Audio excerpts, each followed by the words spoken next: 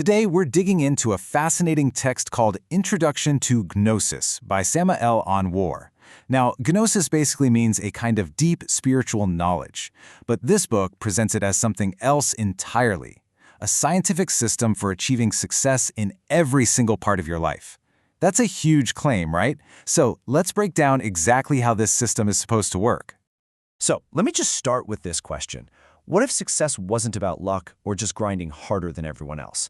What if there was a precise, repeatable, almost scientific method to guarantee it? That is the core promise of the system we're exploring today, a set of what it calls laws and practices designed to completely change your life's outcomes. And what are those outcomes we're all looking for? Well, according to this text, you can boil down all our complicated human desires to just three fundamental things: health, money, and love. The whole Gnostic system we're talking about is built around giving you a clear path to getting all three. So where does a journey like this even begin? Well, the very first step, according to this system, is a massive shift in how you see the world. Instead of looking outside and blaming other people or your circumstances for your problems, the Gnostic path forces you to turn inward. I find this slide fascinating because of how it defines strength. The idea here is that criticizing other people, that's actually a sign of weakness. All it does is create enemies and resistance. Real power, what the text calls becoming a giant, comes from constantly analyzing yourself from moment to moment. It's by finding and fixing your own mistakes that you actually clear the way for success. Okay, so once you've turned that focus inward, the system gives you your main tool. And it's a tool the text claims is way more powerful than electricity and more explosive than dynamite. What is it? It's the power of your own mind, your own thoughts. Now here's the core concept.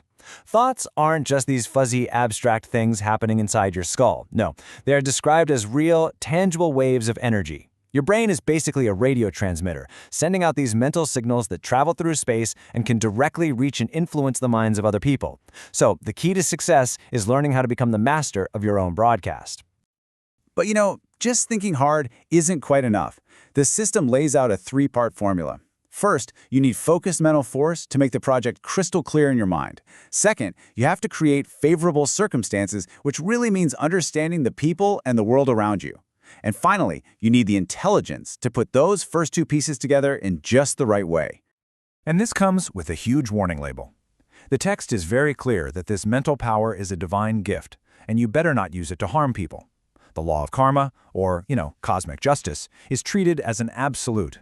If you misuse this power, that same energy will, without a doubt, come back and hit you. So if we all have this incredible power of thought, what's stopping us? Why isn't everyone a massive success?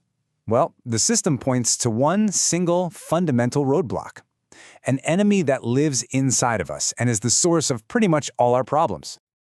Just think about it for a second. What's the one thing that truly gets in your way more than anything else? This system has a very specific and probably surprising answer.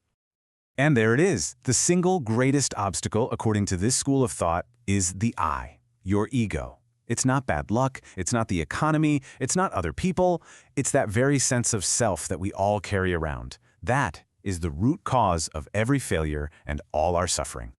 The text draws a really sharp line in the sand here. It says every person has two opposing natures. On one side, you have the being. That's your true self, your soul, your inner divinity. And on the other side, you have the I, the ego. And the author does not mess around. They literally equate the ego with the concept of Satan, the ultimate adversary living right inside of you. So what exactly is this I? Well, it's not one single thing. It's described as a whole legion of our worst impulses. It's the sum of all our unchecked desires, our fears, our hatred, our jealousy, everything you see here. The entire point of the Gnostic path is to systematically understand and then dissolve this whole collection of inner flaws. All right, so how do you actually start to fight this inner enemy and shape your own reality? This is where the system gets really interesting. It moves from psychology to cosmology, and it introduces what it calls the secret knowledge of cosmic rhythms, a way to sync up your actions with the basic vibrations of the universe. This secret knowledge is all about something called tattvas. A tattva is described as a vibration of the ether. Think of it as a type of cosmic energy that's constantly changing throughout the day. The claim is, if you can learn to tell which tattva is active at any given moment, you can basically guarantee whether your actions will succeed or fail. And this chart breaks it down for us. The system outlines 5 main tattvas that cycle every 2 hours, starting right at sunrise. Each one is active for about 24 minutes. And look at the properties. They're super specific. Want to succeed in business or get married? You need to act during Privui, the golden yellow tattva of success. But if you tried to start that exact same business during Akash, the black vibration associated with death and Saturn, well, the text says you are absolutely guaranteed to fail. And yeah, the text is incredibly blunt about this. This isn't just a friendly suggestion. It's presented as a fundamental law of nature. Timing what you do according to these cosmic vibes is considered absolutely essential if you want to succeed and, avoid total disaster. So this whole system isn't just a bunch of abstract theory. The book actually gives you concrete exercises so you can put these ideas to work and start changing your life right away. Here's a really simple one. To get a handle on anger, which is just one face of the eye, the text gives you a specific breathing exercise. You inhale slowly through your nose for a count of 6, hold it for 6, and then exhale slowly through your mouth for 6. And you just repeat that until the anger goes away. It's a really practical tool for managing a destructive internal state. Now, for a much deeper kind of transformation, the text points to a famous historical example. And it all comes down to this number, 24. What in the world could that mean? The text holds up Benjamin Franklin as the perfect role model. It claims that he identified his 12 biggest personal flaws, and then he dedicated 2 full months to understanding and eliminating each one. So over a 24-month period, 2 years, he systematically took apart his own I, transforming himself.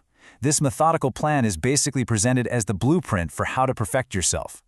And this really brings us to the ultimate goal of the entire system. The whole point of all the self-analysis, the mental exercises, the cosmic timing, it's all to completely dissolve the ego, the I. And what's left when it's gone? The text says it's your true nature, the being, which it equates with God, with pure happiness, with perfection. So that leaves us with one last really challenging question to think about. This whole system is built on the idea that our ego, our I, is the source of all our problems. So if you were to actually get rid of it, who or what would be left? That's a pretty profound thought to end on from this look into the Gnostic path to success.